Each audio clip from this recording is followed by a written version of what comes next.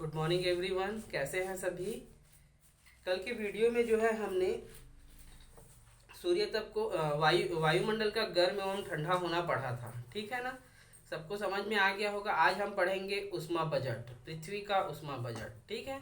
पृथ्वी का उष्मा budget actual में है क्या। आपको पता है कि पृथ्वी को जो है सूर्य के प्रकाश से ताप की प्राप्ति होती है या ऊष्मा की प्राप्ति होती है। और पृथ्वी पर जो है जो ऊष्मा है, पृथ्वी उस ऊष्मा को जो है परावर्तित कर देती है। अर्थात जितनी ऊष्मा सूर्य के द्वारा पृथ्वी को प्राप्त होती है, उतनी ऊष्मा जो है पृथ्वी फिर से वापस कर देती है। इन्हीं दोनों के बीच का जो संतुलन है या ऊष्मा का ये जो संतुलन है, इसे ही पृथ्वी का उष्मा बजट कहते हैं। चलिए पढ़ेंगे तो आपको समझ में अच्छे से आ जाएगा। पृथ्वी और वायुमंडल जितनी ऊर्जा सूर्य से प्राप्त करते हैं, उतनी ही मात्रा में ऊष्मा का उत्सर्जन भी करते हैं। अर्थात जितना वो लेते हैं उतना वो वापस भी कर देते हैं। इस प्रकार पृथ्वी पर औसत वार्षिक तापक्रम एक समान बना रहता है, क्योंकि जितना आता है उतना वो चला जाता है। इस संतुलन को ही पृथ्वी का उष्मा बजट कहते हैं। अर्थात प्रवेशी सौर विकिरण तथा बहिर्गामी पार्थिव विधि। अर्थात प्रवेशी मतलब जो सूर्य की किरणें पृथ्वी पर प्रवेश करती है और उसके बाद जो है पृथ्वी से वापस कर देती है। तो प्रवेशी सौर विकिरण तथा बहिर्गामी पार्थिव विधि के बीच पाया जाने वाला संतुलन ही पृथ्वी का उष्मा बजट कहलाता है। सूर्य तप का 2% सीधा बाह्य आकाश में परिवर्तन द्वारा जब वो प्रवेश करता है, उसी समय वायुमंडल की जो बाह्य आकाश है या बाह्य परत है, 15% धूल के कण एवं गैसों, 38 से 40% वायुमंडल की ऊपरी परतों की गैसों द्वारा, बादलों द्वारा एवं अन्य कारणों से शोषित कर, बिखेर कर या विकिरण द्वारा मार्ग में ही ग्रहण कर लिया जाता है। अर्थात जब सूर्य की किरणें सनलाइट जो है पृथ्वी पर प्रवेश करती है, तो वायुमंडल की परतों द्वारा जो है अलग अलग परतों में जो धूल कण, जल वाष्प, बादल है, उनके द्वारा जो है उसे अवशोषित कर लिया जाता है। अतः पृथ्वी तल पर 43 से 45% सूर्य तप ही प्राप्त होता है। बाकी का 55% जो है रास्ते में ही सोख लिया जाता है, ऑब्जर्व कर लिया जाता है।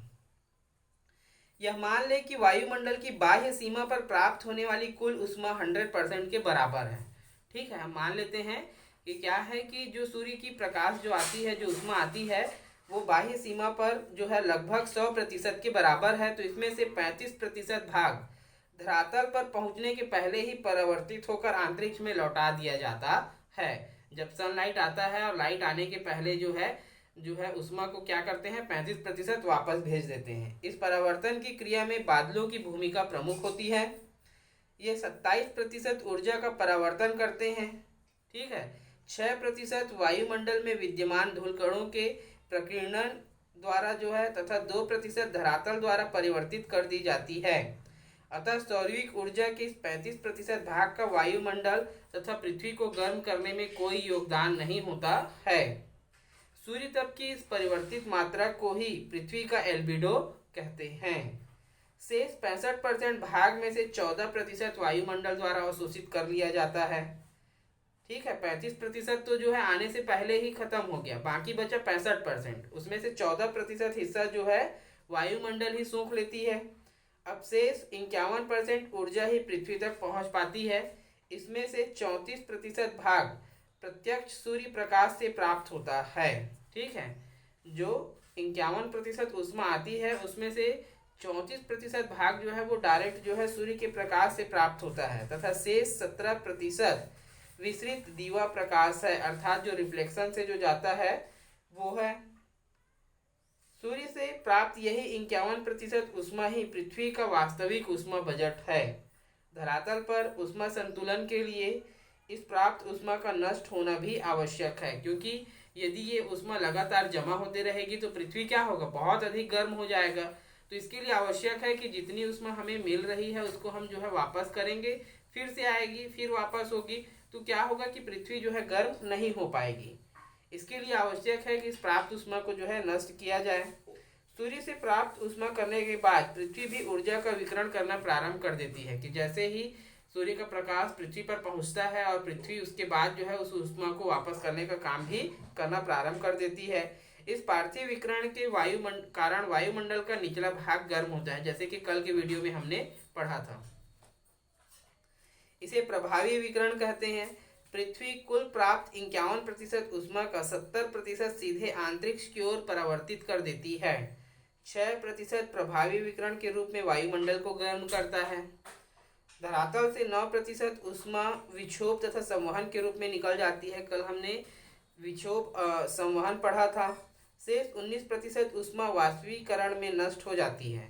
ठीक है, देखिए जो 51% ऊष्मा मिलता है उसमें से 17% जो है सीधा पृथ्वी अंतरिक्ष को लौटा देती है।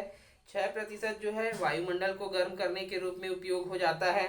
9% ऊष्मा जो है एक परत ऊपर जो जाता है उसमें खत्म हो जाता है। शेष 19% ऊष्मा वाष्पीकरण द्वारा नष्ट हो जाता है। इस प्रकार धरातल से 51, 17 प्लस 6, 9 और 19 बराबर 51% ऊष्मा जो है वापस रिफ्लेक्ट हो जाती है, जिससे पृथ्वी पर ऊष्मा संतुलन बना रहता है। वायुमंडल कुल 48% ऊष्मा प्राप्त करता है, जिसमें से 14% प्रत्यक्ष विकिरण से, 6 प्रभावी विकिरण से, 9 विक्षोभ तथा संवहन से एवं 19% संघनन की गुप्त ऊष्मा द्वारा। ठीक है, संघनन मतलब जो जल वाष्प है उसकी जल की बूंदों की जो क्रिया है वो संघनन कहलाती है, वाष्पीकरण। ठीक है ना।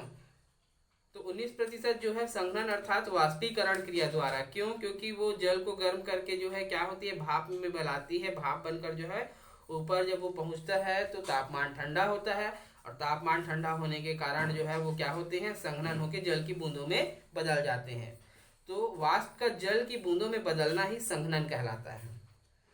उसके बाद वायुमंडल अपनी इस 48% ऊष्मा अंतरिक्ष की ओर परावर्तित कर देता है। अंतरिक्ष में लौटती हुई ऊष्मा 35 प्लस 17 बराबर 48। इस प्रकार जो है टोटल क्या हो गया, 100% हो जाता है। अर्थात जितना ऊष्मा हमें सूर्य से प्राप्त होता है उतनी ऊष्मा जो है सूर्य को वापस लौटा दी जाती है। तो बच्चों ये था पृथ्वी का ऊष्मा बजट। एल्बिडो किसे कहते हैं, इसे जो है नोट कर लेंगे, है ना। कोई भी डाउट होगा तो जरूर पूछेंगे। कल के वीडियो में हम देखेंगे तापक्रम या तापमान और तापमान को प्रभावित करने वाले प्रमुख कारक। Thank you.